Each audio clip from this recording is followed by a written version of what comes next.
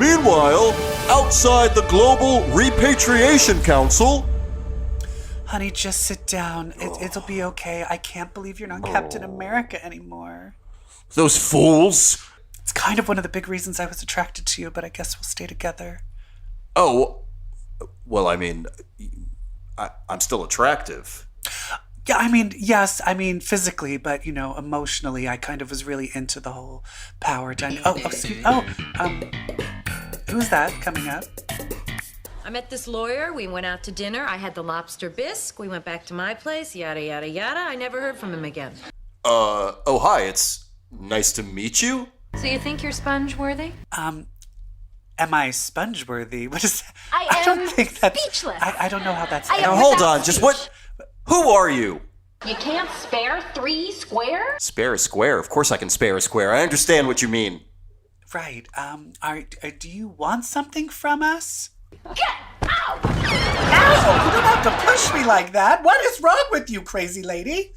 You're through, Soup Nazi. Back it up. No more soup for you.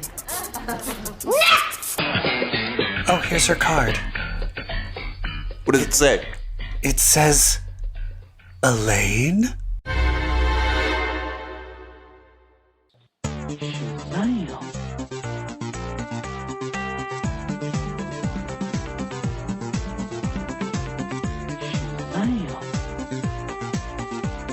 Hi, everyone, and welcome to episode 176 of Comic Book Queer's Legacy. I am your host, Brett, and with me, as always, is Contessa Evelana Jefferana Legasaga. Jefferana, hey! Jefferana Legasaga.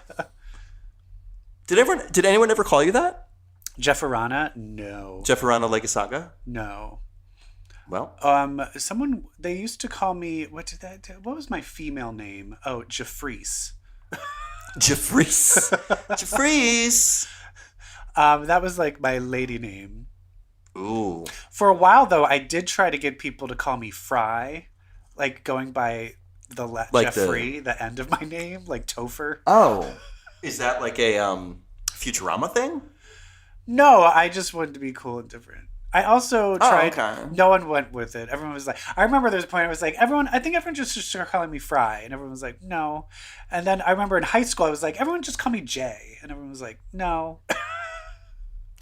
I once, I think, I don't know who brought it up, but agreed with a friend that my nickname would be Gotno because my last name sounds like Manners.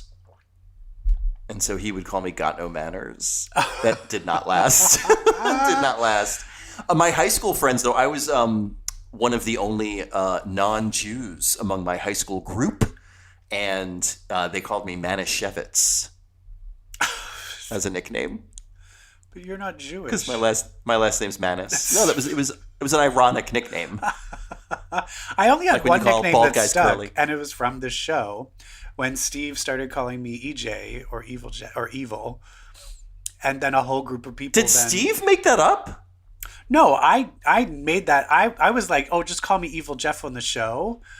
Oh, but then Steve just called me that. Like referred to you as Evil. He was always like, hey Ej, hey EJ. Mm-hmm. And then a whole group of people that I met through you started calling me that. And then I just started going by that. And then because I lived with the Jeff at the time, then it was like, oh, well, that's Jeff, and then you can just be EJ. And so by the end of Chicago, more people called me EJ. And then I moved to LA, and then and then because I was taking improv classes, and they were like, go by the role, and it was like, you're Jeff. And then I kind of just like fell back in. It was one of those things of like, should I be EJ? Or should I just... like when I moved to my new city, I'll just be Jeff. You chickened out. I did, but it was like so weird. You could have had a whole life as EJ. It was the whole thing of like, EJ, well, what does that stand for? Evil? What? It's not the best way to make friends. No, that's true. My name's Evil. Okay. I remember I used to go by EJ on my dating profile. Yeah. And someone blocked me after I told him what EJ stood for. Really? Oh, you didn't want to date them anyway. Yeah, they apparently... I was like, I'm not... It's like funny evil, not like real evil. Don't you get it? I do a comic book podcast. Okay. Bye-bye. Oh, yeah. You thought I'd murder you. I get that. Oh. Well, what fun. This is episode 176, as we already stated. We're going to be focusing a lot on TV this episode. Yes. It was in our X-Men bookland. It was what we call a light week in terms of what titles came out. We will, or I would save call those titles for next a week. snooze fest. Oh, stop! No, they weren't. Well, one of them wasn't that bad. It was Children of the Atom and Wolverine, and so we're just going to skip them. But there is some big X-Men news, which we would like to talk about. So why don't you hit it? What are you gonna pick? Hot topics. All right, buckle your fucking safety belts. Buckle your face. Buckle your face, because this is the newest, because I will say this, throughout all of Hickman's runs and all of these new post House of X runs, it hasn't been other than maybe X Factor, there isn't oh, here's a definitive team. People just show up, even in Excalibur, there's always all these other people showing up. In X-Force, a bunch of different people have been main players. The X-Men group, yeah. The X-Men comic. It's loose at best. This is the first time where I feel they've been no, here is a roster. These other people on the team. This is the team. This is the public face now of the X-Men. Let's get a drum roll. Brrr. Who are the X-Men? Let's go through them. Let's examine them each one by one. Professor Plum. So we have the new X-Men lineup, Jerry Duggan's X-Men team. And so we'll start with our lead character, right? Well, two. I think it's the Cyclops and Jean. Two. It's Cyclops and Jean, a.k.a. Scott and Marvel Girl. Scott and Marvel Girl, Cyclops and Marvel Girl. Do you understand leading an X-Men team is our kink? Yeah. And Xavier's yes, I know. I know. So go ahead. They're just the threesomes with Wolverine are getting old hat. We need something else to spice it up. So they can have threesomes with a new Wolverine. Yes. Scott and Jean We can. do have a new Wolverine. And can we just say, did you hear rumors about this, or did you just, out of pure intuition, call that Sync and Wolverine would be? Pure intuition. Look at this. As soon as they dropped that soapy relationship, I'm well, you two are definitely on the team. If he's I've been in love with you for centuries, I don't know who you are, you're definitely on the X-Men. Oh my God, don't you hate it when you've dated someone for centuries and then they don't fucking remember you? It's the worst. Story of my 20s. So we have Sync, which, hello, to have Sync as an A-list X-Man, yes. I know, right? My God. But here's the interesting thing so long. is and then now we're going to have Rogue. If we also remember how Rogue's powers have evolved. Yeah, she can just suck them right out of you too. She doesn't need to touch you. She can just be around you and use the powers. What? But Rogue still has permanent strength and flight, right? Yeah. Yes. Eventually, was it from Power Man that she got those from? It was from Wonder Man. Wonder Man, right. Yeah, right? Yes. It used to be from Carol Danvers, now it's from Simon Williams. From Uncanny Avengers. Okay. Yeah. So we have, I just find that this is the first time where we have two power suckers. We have two power suckers who are sucking each other's powers too. But if you think about it, but Rogue is. knocks the person out when you're using the powers, and Sync does not. Yeah. What happens when Rogue takes Sync's powers and vice versa? Oh, I bet you something really weird and fucked up is going to happen. Yeah, I can't wait. Especially with the whole idea of mutant circuitry and combining powers. I'm fascinated by this whole thing. But can you imagine where it's just we need 3 telepaths. Okay. We need 3 I-beams. Okay. We need 3 invulnerabilities. Power suckers. Yeah. And now who are the other? It's just we're missing 2 others that we haven't mentioned yet. Yes. So our winner of our contest, Polaris. Polaris, how do you feel? Polaris won. How do you feel? I feel great about it. I will say this. I feel like it was just stacked in her favor. She was just way too well known. She was on TV compared to all of the other people that were in the running. So it just seemed a little unfair. for that. But I love Polaris. But do you think she's going to be taken off X Factor, or is she going to just be on both? I think she'll be taken off X Factor, and I have somebody who I'd like to replace her. And that's right, Dazzler. I think she'll Dazzler, yeah. I think that she will only be on the X-Men. Okay. But I think that Jerry Duggan is going to be very true to the path that Leah Williams has set Polaris on, this path of self-discovery. Yeah. Like, of course Jerry Duggan is going to pick up that ball. Well, I mean, that's especially if you were just elected to be on an X-Men team, that's totally fits with her whole entire shit that she's been going through.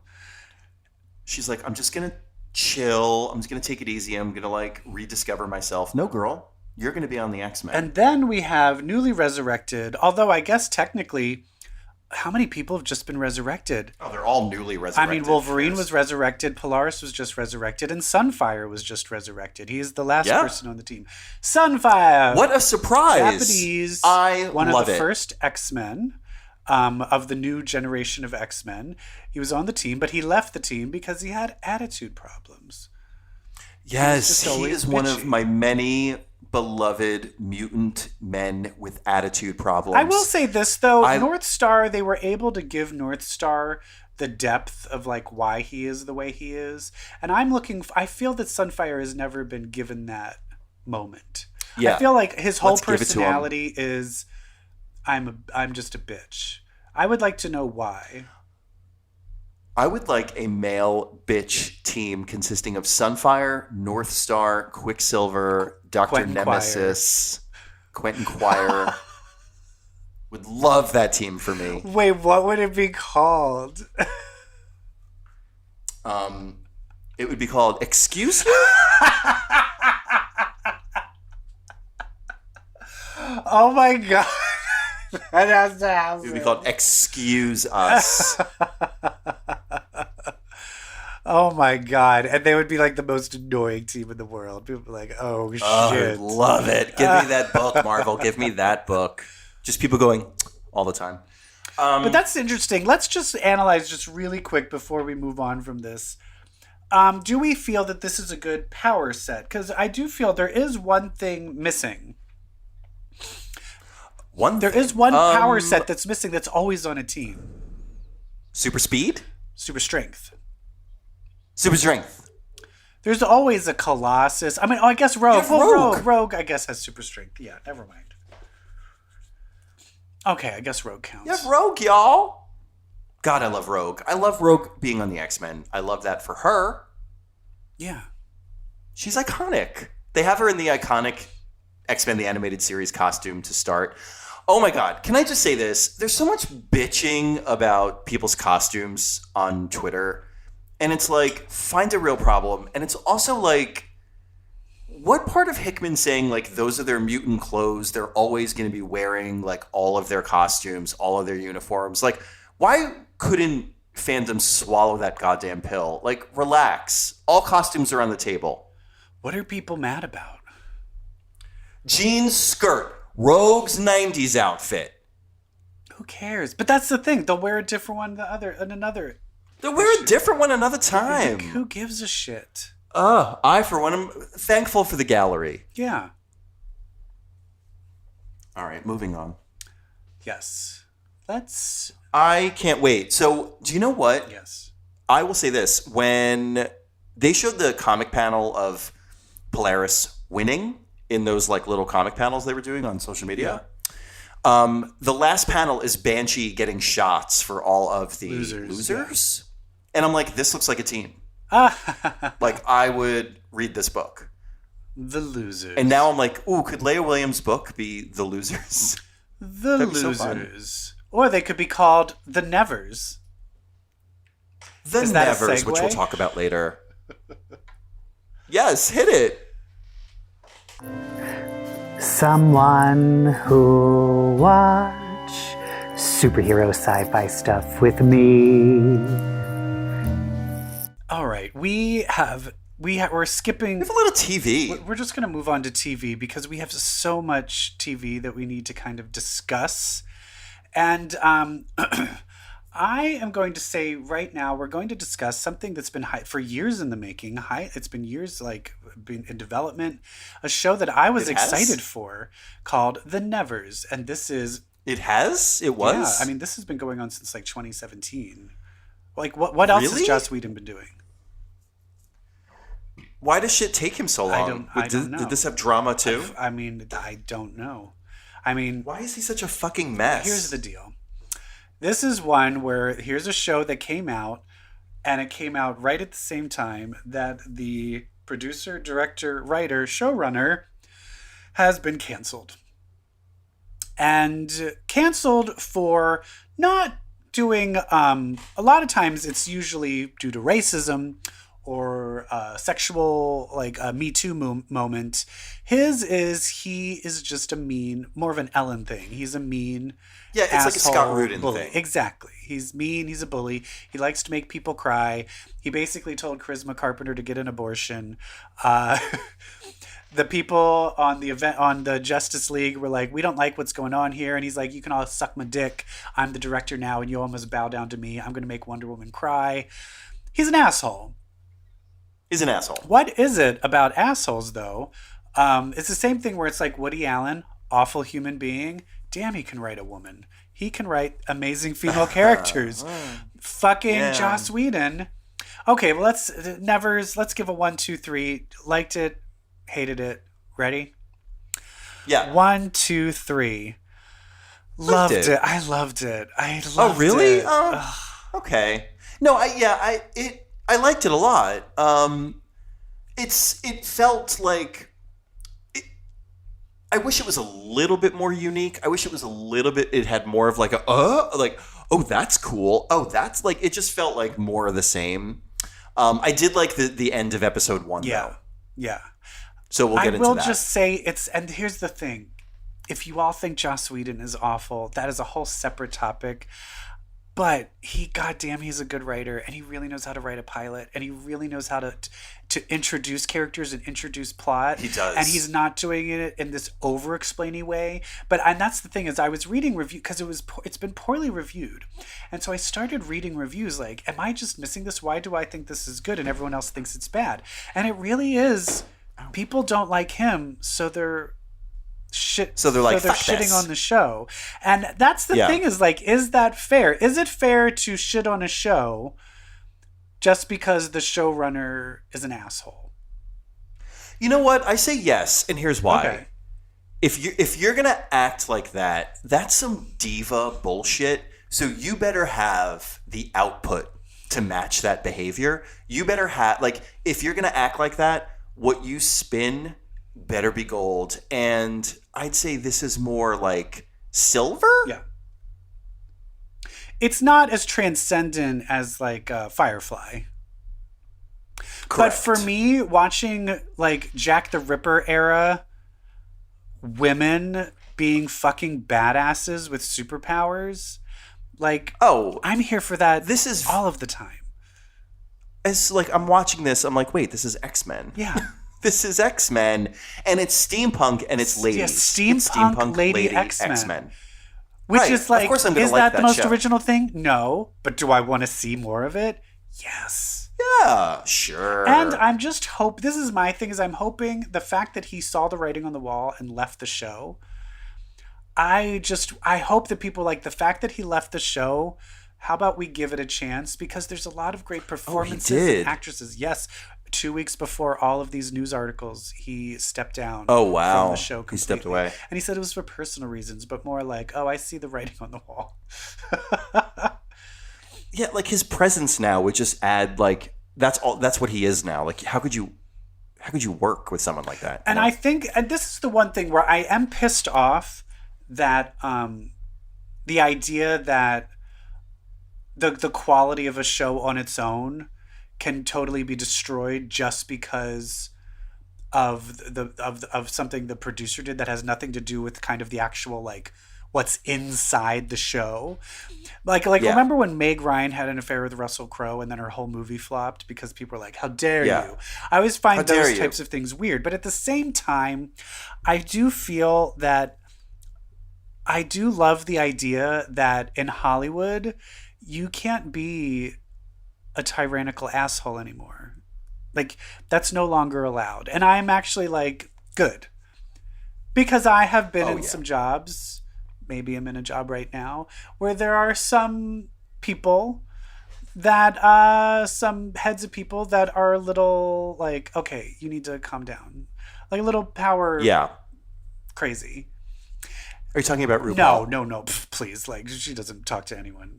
Like, I'm too low in the totem pole for ever to see. Yeah. But I have run into some, like, management people, like management supervisor sides people, where it's just like, you are not a god. Like, what is going on? Like, the whole Scott Rudin thing, the stories I'm reading of this, where I'm like, oh my God. how did you get away with who this? Were hospitalized. He hospitalized interns. Like, how do you... get away. Like, I'm glad that this is no longer acceptable in society. Listen, girl, we're doing it right now. We have not said jack shit about the characters or plot of this show. Yeah. But I will say it's cool characters. It's led by Mrs. True, because now it's an orphanage where it's an orphanage of girls that have been touched, and we don't know in the beginning. We don't know why suddenly all these people are being touched. It seems to be mostly women, but there's a few men here and there that are touched too. I'm thinking they're the gay ones. Yes. Basically, if you like, I'm hoping that's it. Like, if men are touched, they're gay. Because I mean, well, so far I will say, the doctor guy, he does not seem gay, but the brother guy does seem gay. So who knows? The guy who was in bed with a man and a woman. Oh, is that who you mean? No, the brother of the woman in the wheelchair. Yes. He seems gay. Yes. He's been touched. He does seem gay. But anyway, Mrs. True runs this orphanage where she's basically gathering up the people that have been touched. And they go to get a new girl that's like, they think she's speaking in tongues, but she's just speaking different languages. And then there's like these kind of evil bad guys that are trying to kidnap the touched girls and do experiments on them. And so basically there's they find a mutant whose power is Douglas Ramsey, and they go to get her, and so do bad guys. Yeah. And the one girl is Forge. She can make things. And Mrs. True, she is blind. Destiny. She can kind of see the future. And she's a good fighter too. Like, I feel like, is there like some super strength happening as well? Has some, or like some super kicking. Well, I will say she's doing things where it's kind of like, I don't know, because it's one of those things where she's like Callisto, where it's like she's at the top of, like, she's doing things. And she's just like, she's really fit. Yeah. And then we have a lady bad guy. A malady, a crazy woman who kind of hears the voice of God and is killing people. It was this character and performance that kind of took it down a peg for me.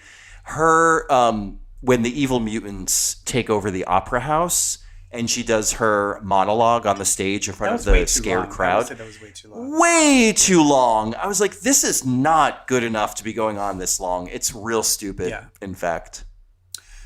And we do love those. I mean, she's kind of like, I guess, like the female Joker, or how crazy what Batwoman's nemesis, her sister, isn't she kind of crazy? Alice. Yeah, she's pretty Alice-y. Yeah. I was like, she's like Typhoid Mary. Yeah, that's what she looks like. Yeah. And so they established there's this battle between kind of these good touched and these bad touched. The episode ends kind of with the origin of the touched. It's the Terrigen Mist. The Inhumans come down and we realize it's the Inhumans, it's not the X-Men. There's a giant alien-ish, steampunky, more alien-ish ship. For anyone playing Fortnite, the ship is the same kind of look as the Spire Assassin, the character you get at level 100. It's this ship that is crop dusting everyone with this like magical dust. Alien farts. Certain people alien dust, and certain people are obviously affected. They pass out, they wake up, they have powers. Yeah. And then clearly it looks like kind of like one of the head government people who's going to be a problem and an obstacle He seems to hate the touched people, and you find out at the end, oh, it looks like his daughter is touched. So I'm sure... Died when she Oh, did was she die? touched. Yeah. I think she died. Oh, I just assumed we didn't find... I'm assuming that she... Or maybe... I'm assuming that she probably woke up and is disfigured or something. Or... Yeah, she became like a crab or something.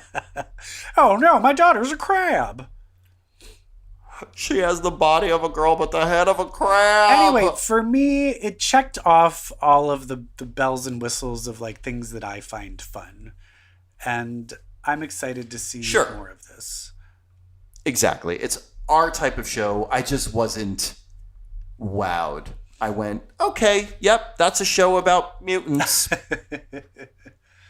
I think I liked it because I really liked the performances of Mrs. True. I really do like Mrs. True and her. the Forge type character, Yeah. the two headmistresses of the orphanage. Yeah. I like them. I like their relationship. I like their dynamic. Like, hello, Mrs. True. Hello, Mrs.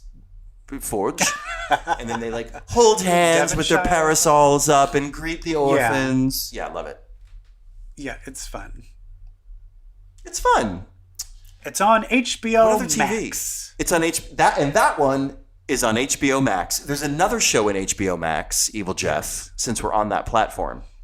I am about 5 of 8 episodes in. You have seen the first one, and this show we're talking about is Made for Love. Made for Love, starring Ray Kristen Romano. Milioti and Billy Magnuson and Ray Romano, who's great. Yeah. Okay, well let's. And this show, I think, is like a comedic. Oh, let's okay. You want to do 1, 2, 3? 1, 2, 3. All right. Okay. What do we think of Made for Love? 1, 2, 3. Loved it. Like, oh my god, I love it. I think for me, it's a little too Black Mirror episode-y for me, and yes. I kind of just hit my peak. Like I kind of hit my peak Black Mirror threshold.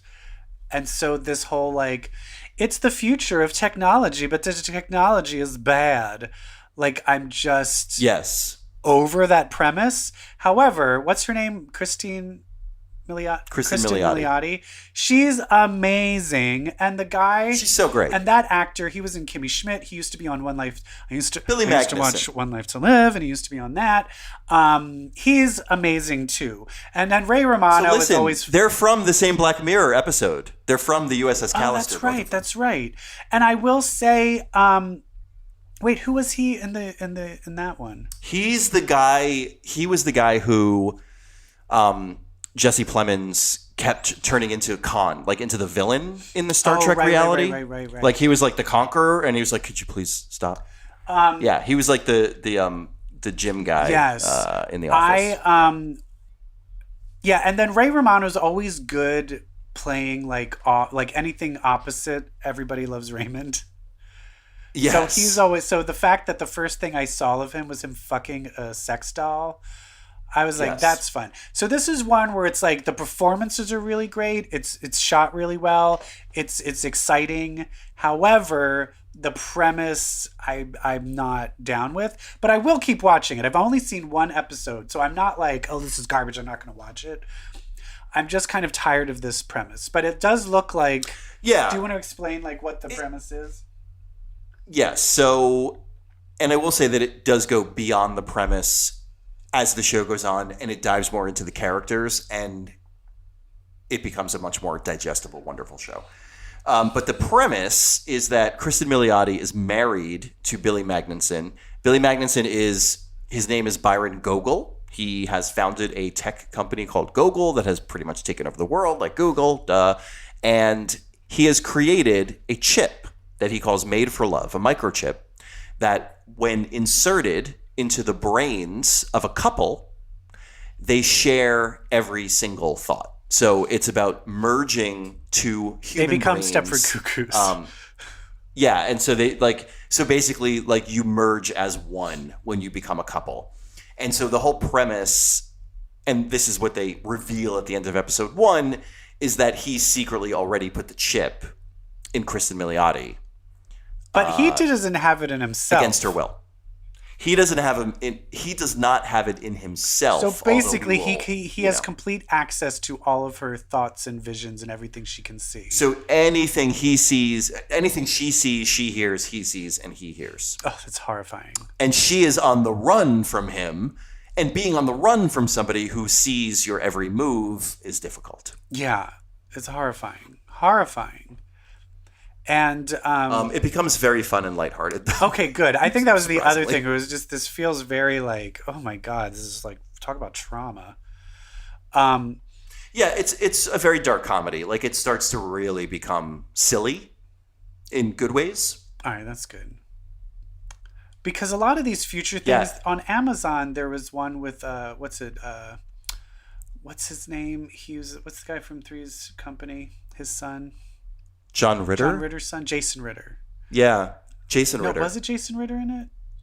Anyway, it was one where it's like you die and you go to heaven, but it's like kind of like San Junipero. Like they did another version of it. Oh, the one with Stephen Amell's super hot cousin Robbie or brother. Yeah, that's who Robbie. it was. I don't know the why I one thought that was from Jason Ritter. Babysitter. Yeah, they all look the same to me. White boys, oof, I can't tell them apart. Yeah. That one, I hated it. I hated that. I can see that. And so I hated Utopia. Oh, is that the one with John Cusack? Yeah. Yeah, I can't. I'm just so sick of all of that. So if you're saying it spurs away from all of that stuff, then I'm. Yeah, it does. Like it just becomes more. It's very much comedic Black Mirror. But the thing that makes Black Mirror is just how heavy and tragic it is sometimes, and it's not that. Okay, good. I think that's in the end, my problem with Black Mirror eventually is like it was just too heavy-handed on the lesson that we're supposed to learn about. Don't you get it? Like, no, yeah, this is we the got world it for we're 5 heading minutes. Thank towards. you. Yeah, I'm just like, yeah. I don't need this anymore. Especially like, and I will say, I'm a different person. What I watched pre-pandemic and what I watched post-pandemic, I was like, before the pandemic, I did not think, I was like, we are in a dystopia. Now that we live in a dystopia, I don't want to watch dystopia. It's just that's my thing now. I mean, I'm even saying this, like, we're watching every single Oscar movie because we have access to all of them. And every single one of them is such a goddamn downer. Every single one. I mean, I know Bill Maher's an asshole and he was like, can't you make a good movie? A happy movie? And it's like, shut up. When you say it, here's my thing. But I hate and I'm not saying that every movie has to be happy or every movie has to be sad, but I do hate the idea that a happy or comedic movie is somehow less worthy of an Oscar. Right. I hate the idea that it's like it has to be sad and it has to be dramatic. Especially like there's a good SNL sketch where it's like now nominated for all the best comedy awards, our new comedy. And it's like clearly a drama where everyone's dying or like, but they keep just calling it a comedy. Yeah. And like The Martian on I'm the Golden sick. Globes. I'm sick of that. I feel like sometimes comedy is so much harder to pull off. Comedic acting is so much harder than dramatic acting. Like, anyone can be like, have you seen Barb and Star go to Vista Del Mar? Oh, it's my favorite movie. Like, are you kidding me? Like, nominate that it's for favorite movie. No, me too. It was my favorite movie of the past 2 years. Like, you need to that needs to be for the awards, not fucking Nomadland. I don't see Frances McDormand scowling as she barely makes it through life. Honestly, Nomadland is like the most hopeful of all I know, of them. right? But it's still like, but let's watch these people live really tough lives. No, I'm living my tough life. Star the Oscar. I know. Listen, I know I have a home, and I know that I don't have a farm that is destroyed, and like I know I don't have all these horrible tragic things that these movie has, but I have tragedy in my life too. Somebody make a movie about me. I'm hanging by a thread. I am doing a podcast that 3 people are listening to. And the 3 of them aren't us. We don't even listen to this. Once we say this, it's gone. I don't even know what the hell show. I don't even know what the show is about. Anyway, Made for Love, HBO Max. Okay. Keep watching it. It's great, and it becomes more about Zelda the dolphin than you think, which I love. Okay. Let's move on to Amazon. Yes, Amazon Prime, the jungles of Amazon. And Amazon, we are going to talk about a show called Invincible. We talked about the first episode. Invincible. And we talked about how We I did. was very... It's probably in the top, like, 5 of my favorite comics of all time. And so I was... I'd like to unpack that. Okay. Why? What is there to Why? unpack? Why is it?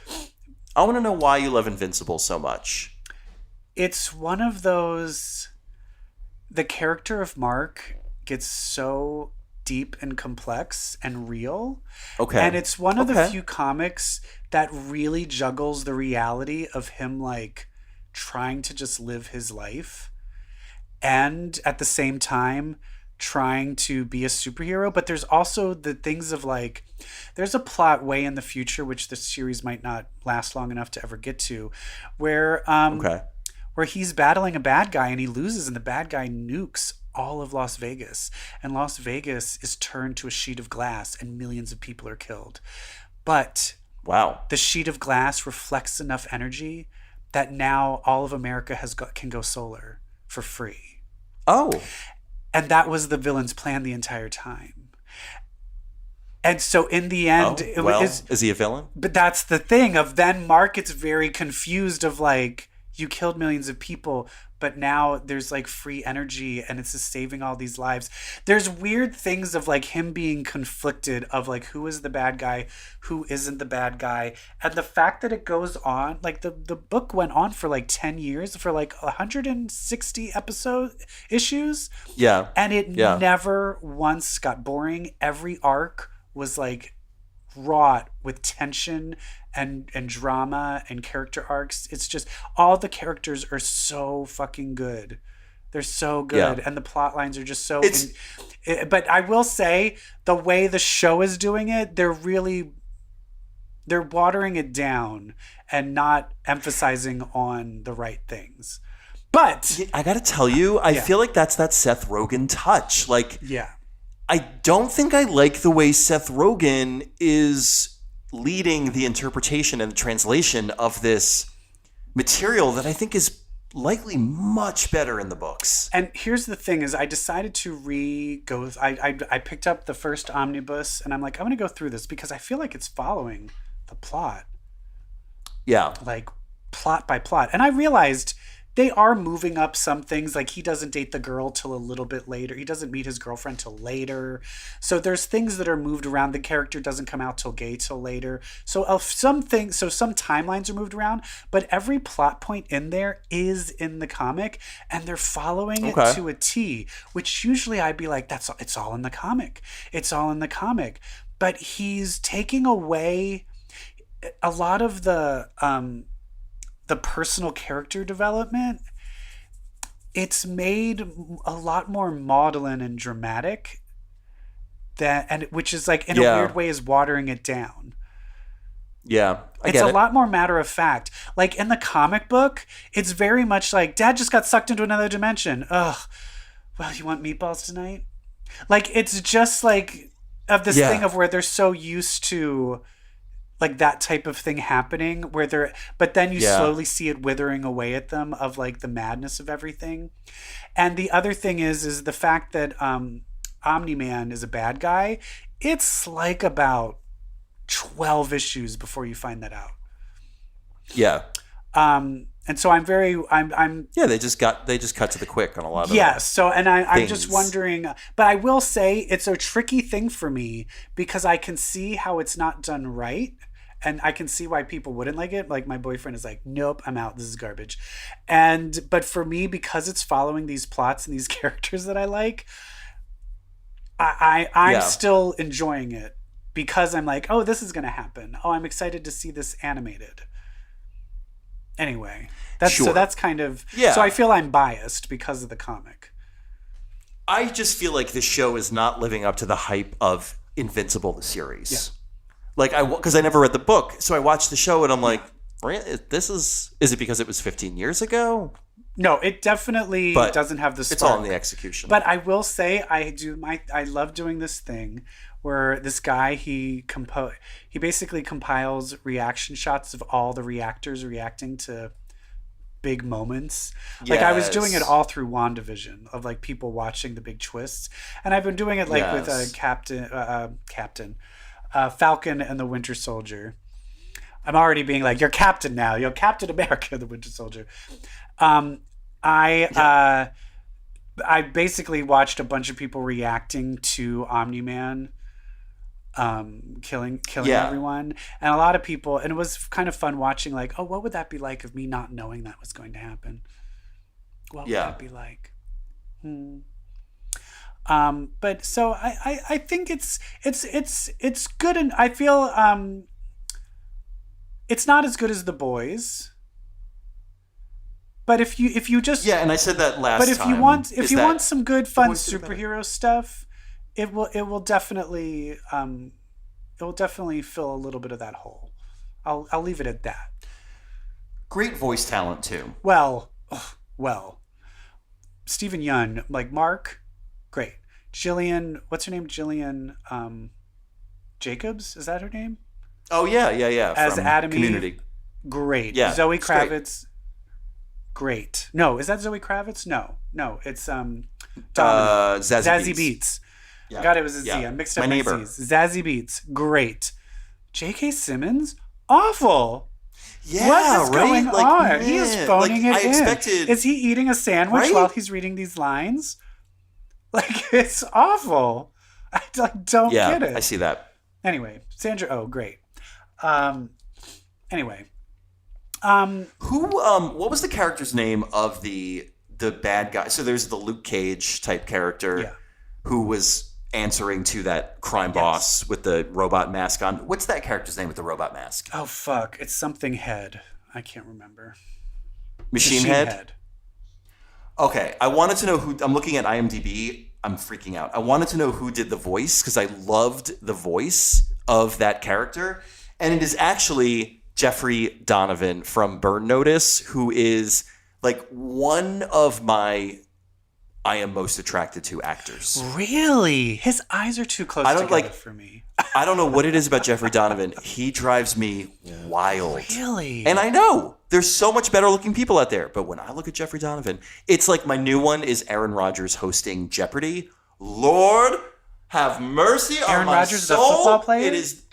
Yes, it is the He hottest does have- goddamn thing. I do And have a I'm thing. I like boy, those am I puppy so dog horny. eyes. He has those like Ooh, you should pour it into this suit, this big thick man reading these Jeopardy questions. Oh, you're just like Anyway. what is my heart on? what? Oh, it's. I'm like love. Well, Jeopardy. speaking of being Jeffrey attracted Donovan. to people, my Yeah. boyfriend just informed me that fucking the White Wolf, Winter Soldier, Bucky, Oh, is now Monday? at the top of his hall pass list. Oh, Like he literally, as of the last episode, he's like, yeah, he's the hottest person that I want to have sex with. I'm like, well, you and Brett can fucking fight over him. You fucking whore. No, I'm fine with it. So, do you know that a movie, a rom-com, or like he's starring in, just dropped on Movies on Demand, Do you see his butt? and it's just a fuck fest. It's just about him meeting a girl, and they fuck all weekend, and then they have to like talk about whether they're going to be in a What's it called? relationship What's on it called? Monday. Monday. Is it on Netflix? What's it on? It's on Movies on Demand, so like Apple TV or Prime. Oh, okay. All right, I'll have to tell Yeah, you. it's just it. Shit. I read a review that's like the number of sex scenes is like enough sex scenes to fill 5 movies. I'm like, thank you. There better be a butt shot. Jesus. There better be a butt shot.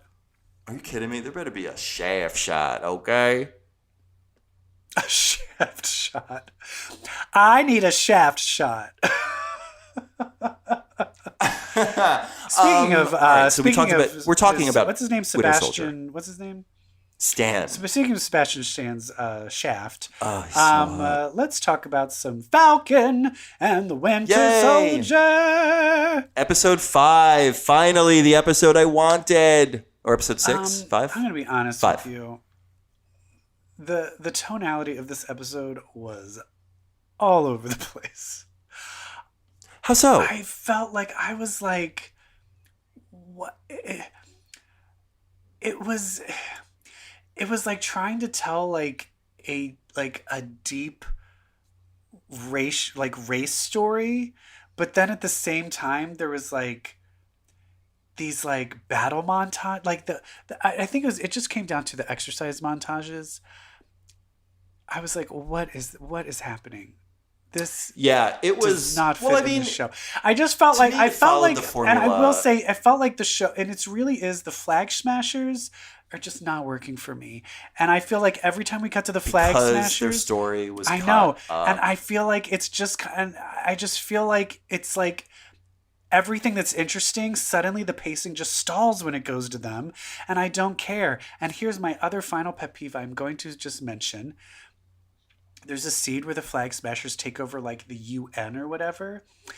And when they take over the lighting. All the lighting turns red. And I don't know why that bothered me, but I was like, why is there bad guy invader lighting at the UN? Yeah. Oh no, there's bad guys. Like, everything turned, the lights all turned red. I'm like, why is that a thing? I don't know why that bothered me so It's a thing because when all the power goes out, those are the backup lights so that people can escape. Oh, it just seemed to me Isn't it was that like, what that okay, is? that makes more sense. Thank you. Okay, at least you gave me some kind of explanation. It really just seemed like, we're the Flag Smashers and we set up all this red lighting because now we've taken over. No, it's like emergency lighting. I don't know. I completely disagree with you. I thought this episode followed the formula of like they have major conflict with John Walker. It's brutal. There's a brutal fallout from that confrontation. So Sam and Bucky retreat to collect themselves because Sam now has to step up and take on these Flag Smashers as Captain America. But he needs these personal moments. He needs to go back home and rebuild the boat. He needs to train. He needs to talk to Isaiah Bradley. Like all these moments of collection before he has to really take the mantle, the thing he's terrified to do. I thought it was great. And that's like, I will say I loved all of that, but every time it great. cut to something else, I was done. And I was great for the hero's journey until it got to the weird Rocky montage. And I was like, he was already throwing and bouncing the shield and then catching it in a whole long scene with Bucky. Right? Wasn't that and weird? now we have a montage of him trying to do it. And clearly, if you have to practice to do it, then someone's being beheaded. Someone was, like, one of those kids was accidentally beheaded while he was practicing that. That was way too dangerous. Oh, his nephews. I love, though, his nephews going, Uncle Sam, Uncle Sam. I'm like, oof, I love it. I love that. Uncle Sam, Captain America. I thought it was great. I thought all of it was great. I love the down home moments. I love his sister so much. I love his relationship with Bucky. I love it all. I loved the out of nowhere cameo that was supposed to be my God. All for right, Black can we talk about Widow. this? It was supposed to be, so apparently she's in Black Widow. We were supposed to already know who this character was because we were supposed to see Black Widow first, but we didn't. And instead here, we get the introduction of a classic S.H.I.E.L.D. character, Contessa Valentina Allegra de Fontaine. A.K.A. Elaine played Bennis. by none other than the Julia old Christine. fucking Louis Dreyfus. A.K.A. Veep. Wait, what's her name in Veep? What's her... Fuck, I can't think of what her... Selena Meyer. Myers. I cannot believe they kept this a secret. I know, right? I'm talk about being spoiled or talk about knowing something before seeing it.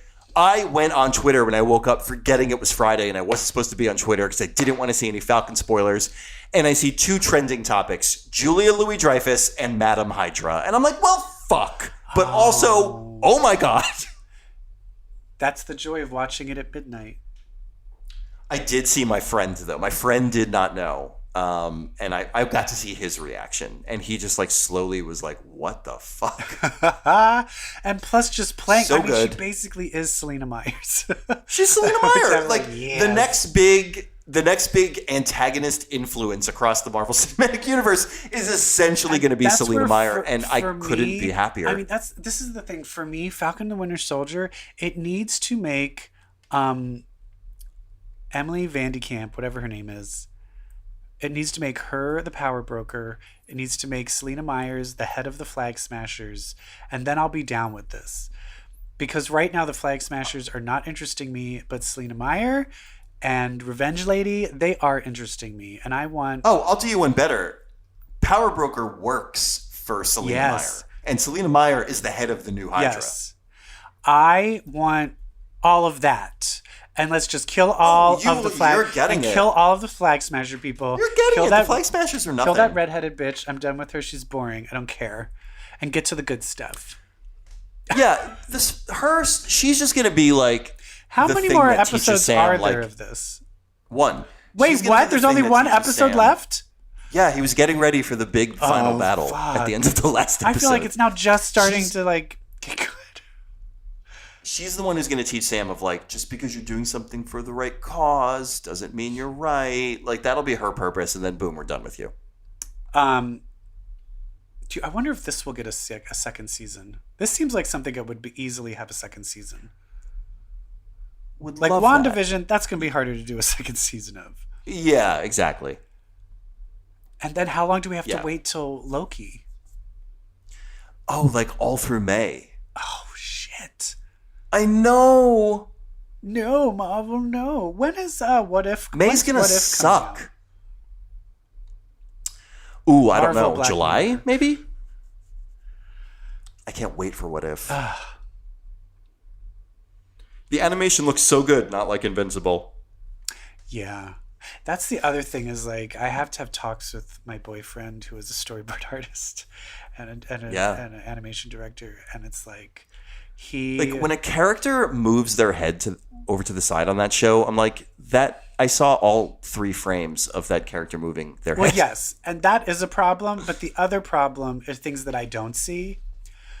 And then my boyfriend is just like, why is that a Dutch angle? Oh my God, why are you covering the shot that way? Oh my God, so you're going to pan. Oh my God, this is so cheap. That's how you're going to shoot that thing? What the hell is a Dutch angle? When you're not shooting the horizon straight, where you tilt it. Like where you tilt the camera, it's called a Dutch angle. Oh. And it's supposed to like add more. But he was just like, you're just doing all Dutch angles for no reason. That's the thing where then I'm like, honey, you need to stop. I was like, I know you hate it. You're ruining I know you hate a it. thing I want to like, enjoy. The worst was, I was like, I'm going to see X-Men Dark Phoenix, and it's going to be bad, but I want to see it. He's like, I'll come. And I'm like, you cannot say anything. 10 minutes in, he's like, this is really bad. I'm like, I know. You need to stop. 5 minutes later, like, this is so awful. I was like, you need to stop. But in all fairness, it was Dark Phoenix, which is like so surprisingly bad. No, I know, but I just kept being like, I want to watch it. We agree. I agree that it is bad, but like he has a But it thing where was, he like, can't watch so much something worse than bad we without thought. constantly like making sure everyone knows. Like I hate that. this. I would have murdered him so long ago. Oh. But next week, that's great. we are going to have a lot of X books to talk about. There's 3 X books coming out. And we'll briefly talk about Wolverine and Children of Adam. One more thing about Falcon and the Winter Yes. Soldier is the Isaiah Bradley moment. Oh, yes. I did want a whole I did too. episode I felt there needed to be... showing I think it. there needed to be a whole episode of it. Yeah. Like they sure did do Isaiah Bradley be like, okay, let me explain the plot of the comic book I'm from to you. Although there is a reason to not do that. And that is the controversy of the show Them on Amazon. I heard it's so bad. It's Lena Waithe? Lena Waithe. Apparently She executive produced it. It's a different showrunner. yes, but apparently people are trying to cancel her. It's supposed to be very like not that the show's bad, like it just is incorrect. But I do think, but that's from what I'm hearing, there are a lot of people complaining, being like, there's a point where you're actually exploiting Black suffering than educating people on Black suffering. Yes. And so there is a fine line of like, do we need to see a Black Captain America tortured for 30 years? Right. Do we need to see that? No. Right. So I think that's the right call. Yeah, especially consider the brand. Like it's Marvel. Yeah. You know, like the fact that they even did it. But the fact, I will is say great. this, the fact that it is like we are actually going to talk about the fact that America was not comfortable with the idea of a black Captain America, that is what would really happen. And the fact that Bucky goes up to him afterwards and he's like, I never thought about like your hesitation being about that because was you're black. key. Me and Steve never thought about that, and I am sorry. And it's like, oh my God. Hello, everybody. That. This is how you do it. This is how you address white privilege. I loved it. Of course, Bucky. Of course, my favorite. Like, of course, Bucky gets it right. Yes, and he's like, interesting. And now I'm gonna fuck your sister. Yeah. What Bucky knew, he's like, when Steve told me of his plan. So go back to that scene in Endgame where they're sending Steve back in time, and then old Steve shows up. Bucky knew the whole time that was going to happen. Love it. So does that mean Steve Rogers knew that Isaiah was being tortured this whole time, and then just decided to live his life and not do anything about it? No, he never knew about it. All right, Isaiah. I just want to say that. Bucky was the only one who knew. Wait, so Bucky knew? Oh, but Bucky was on ice. Bucky knew because he fought Isaiah. Yeah, in he was the Korean War. He was all brainwashed. Yeah. Oh my God. Oh my God, it's a rich tapestry. How, like, I know I say this every time we talk about Marvel stuff, but, like, if you would have told me when I was watching Iron Man in 2008, like, pretty soon it's gonna get so deep. You're gonna have a show about Moon Knight. You're gonna have Contessa Valentina Allegra de Fontaine show up as like a villain. I'm like, there's going to be an Ant-Man movie. There's going to be whole fight scenes on Madripoor. I just can't believe this. Yeah. I can't believe we have a U.S. agent. Ew. He sure did put a police badge in that shield he made, by the way. I'm surprised Marvel's doing surprised they didn't make it like a black, white, and blue. Like, the Blue Lives Matter. Blue Lives Matter. Yeah. Shield. Oh, that'd be so great. I do like the idea also of these incel assholes that are like Gamergate guys watching the show and being like, "Bro, stop talking about race." And Marvel's like, "No, we're not. We are getting a black Captain America, and we are talking about we're not going to stop talking about that it is a black assholes. Captain America." Love it. I want to talk really quick before we end about one last show. Oh. Because it is supernatural. It is full of fighting. And it's really, really gay. But it can't be explicitly gay. Because it's made in China. It is, if you want to go to Netflix, watch a show called The Untamed. And it is basically supernatural martial arts from it's everything's period. All the guys have long hair and the robes, and it's like a period piece. And everyone has magic, like Crouching Tiger, Hidden Dragon, like martial arts powers. And The Untamed was based off of a gay novel, and they had to de-gay it and just make them friends. And so now this sequel, it's a show called Word of Honor that is out now. And it's another book taking place in the same world about two other lovers. And it's basically two bad guys, an assassin and an evil lord of demons. And they meet and start falling in love, and it makes them decide to be good. But it's China, love. And they can't say we're having sex. They can't kiss. But this one, they're really because Untamed was so popular, China is just pushing out all of these gay romances, but they can't say gay. So it is kind of hilarious watching this Crouching Tiger, Hidden Dragon, where literally the guy is like, "Why are you following me around? Because you're so beautiful. You're going to open your heart to me. You're my soulmate." But then it's like, they're just friends. And I'm like, no. They're holding hands and saying, "You're beautiful and you're my soulmate and open your heart to me. And I want to spend the rest of my life wandering the world with you." It's gay. It's pretty gay. Anyway, it's called Word of Honor.